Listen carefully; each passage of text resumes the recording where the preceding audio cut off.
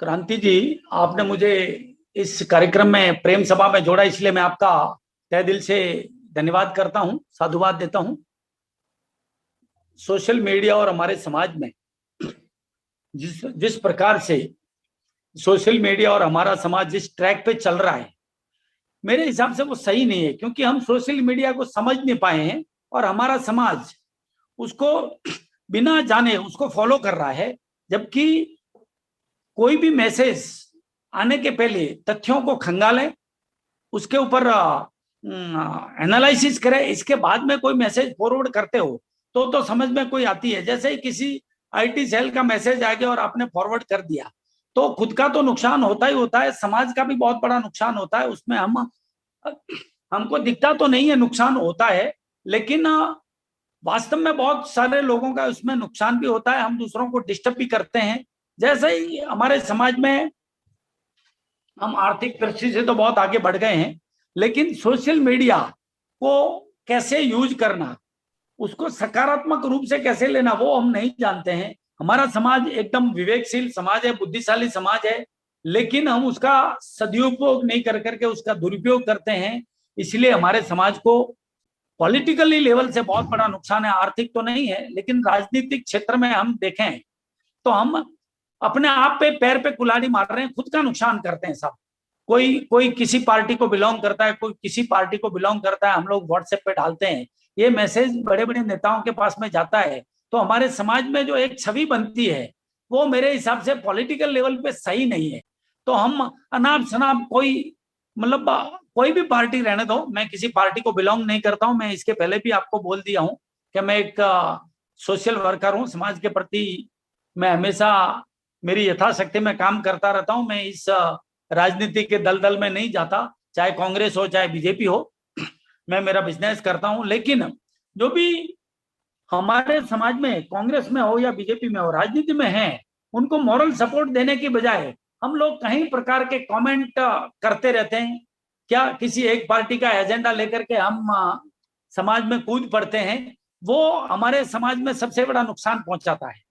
हम कोई पार्टी, किसी पार्टी के प्रवक्ता नहीं है, किसी पार्टी के नहीं है, हम सिर्फ वोटर है। और वोटर को एक बिजनेस की तरह सोचना चाहिए। बिजनेस में बिजनेसमैन क्या सोचेगा कि हमारे को क्या फायदा और क्या नुकसान है। ये हमारे समाज में सबसे बड़ी दुखददायी घटना है, और ऐसे घटनाएं होनी नहीं चाहिए। ताकि ऐसी घटनाएं होती है तो सोशल मीडिया तो 36 कौम देखती है, कोई पर्टिकुलर पुरोहित समाज तो देखती नहीं है। तो जो हमारी एकता का, जो हम एकता की हुंकार भरते हैं, एकता के एक सूत्र में बांधने की जो बात करते हैं, वो जो वो शब्द हैं, जो हमारा ध्येय है, वो तार तार हो जाता है जब ये सब सोशल मीडिया पे आने लगते हैं। क्योंकि सोशल मीडिया तो 36 कौम है, उसके ऊपर कोई राजपूत समाज का कंट्रोल नहीं है, सभी लोग देखते हैं। तो जो हमारी छवि है वो दूसरे समाजों में जाकर के कहीं ना कहीं हमारी छवि को ठेस पहुंचती है, दाग लगता है कि राजपुरोहित समाज आसोतरा धाम का भी बात नहीं मानती है। वो आगे समाज जाकर के किसकी बात मानेगी। समाज में अगर प्रगति चाहते हो, पॉलिटिकल हो, आर्थिक हो या और कोई चीज हो, तो मेरे हिसाब से कम सोशल मीडिया पे लोगों को रहना चाहिए। और मैं सोशल मीडिया पे, क्रांति जी, आपको बता देना चाहता हूं, कतई नहीं।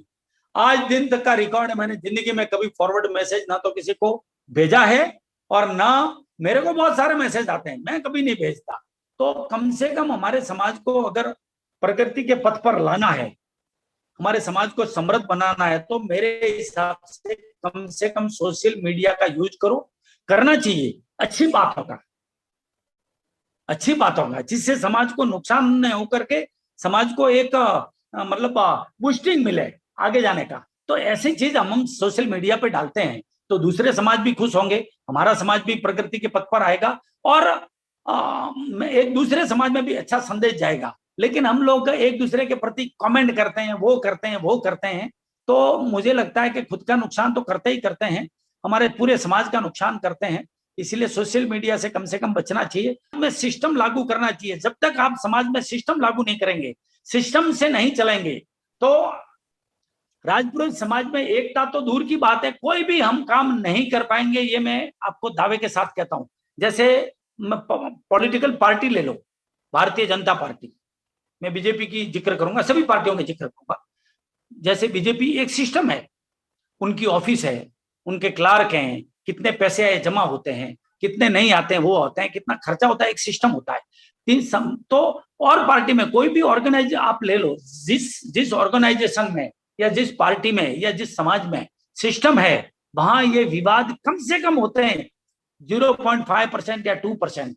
ये विवाद कब होते हैं? जब हम सिस्टम को फॉलो ही नहीं करते हैं भाई साहब। क्या, जैसे इलेक्शन आ गया, 5 साल में एक इलेक्शन होता है, क्यों होता है? कोई आदमी अच्छा काम करता है, फिर इलेक्शन तो होने नहीं चाहिए, लेकिन सिस्टम फॉलो करेंगे, भले अच्छा काम करता है उसको दोबारा लोग चुनेंगे ना। एक सिस्टम हम समाज में लागू नहीं करते हैं तब तक ये संभव नहीं है। व्हाट्सएप पे कितनी आप संस्थाएं बना लो, कितने ही ग्रुप बना लो, मेरे हिसाब से इससे कुछ हासिल होने वाला है नहीं। और 8-10 दिन लोग फॉलो करेंगे, फिर लेफ्ट मार देंगे। इससे अच्छा है, बेटर है कि संस्थाएं, पहले तो जितनी संस्थाएं हैं ना उनको मर्ज करके समाज में 2-4 संस्थाएं रखो। भाई साहब आप पन्ना उठा करके देख लेंगे ना तो 300 संस्थाएं। मकसद क्या है? सबका एक ही है। अरे तो भाई 2-3 संस्थाएं रखो, उसको सिस्टम से चलाओ, ताकि हम लोग राजनीतिक पार्टियों में भी संदेशा लेके जाए, तो उन पार्टियों को भी पता चले कि भाई ये राजपुरोहित समाज की 2 संस्थाएं या 3 संस्थाएं। अभी 300 संस्थाएं कौन पूछेगा हमारे समाज को? मैं युवाओं से निवेदित करूंगा, क्योंकि एबो 50 तो अभी उनको सलाह देना मेरे हिसाब से गलत बात है, लेकिन बिलो 50 जो भी लोग हैं, आप कम से कम सोशल मीडिया का यूज करें और अपने मकसद पे ध्यान रखें। हमारे समाज की जहाँ तरक्की हो वहां आप भागीदार बनो। हमारे समाज की एकता कैसे बढ़े, हम लोग अविवादित न होकर के हम समाज में अच्छा कैसे करें, बेटर कैसे करें, सब अशोतरा धाम से प्रेरणा लेकर के। और हमारी संस्थाएं हैं, भाई पथमेड़ा हो, अशोतरा हो, खेड़ा हो और कालिंद्री हो, जो भी हो, हम लोग हमारे गुरुजनों के आशीर्वाद लेकर के उनके सानिध्य में जो भी बेटर काम कर सकें करें।